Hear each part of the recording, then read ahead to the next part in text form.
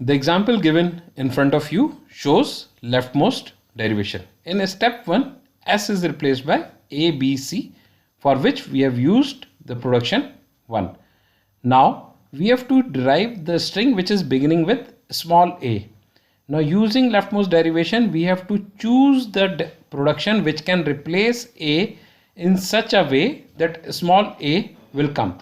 Now if you look at the productions given on the right hand side, when we replace a with small a and then capital A, we are reaching towards our goal, that is we are getting the string which is beginning with small a.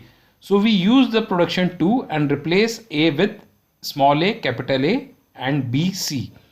Again we require another a in the as required in the input string. So we repeat the same production and we replace a with small a and capital A.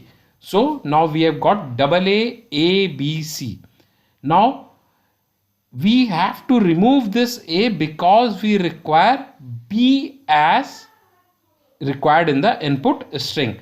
Now by using the production 3, we replace A, and then by using the production 4, we replace B by BB. Then again we use production 4 and we replace B by BB.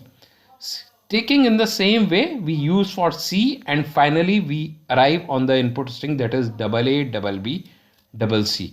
This whole process of 10 steps is called derivation.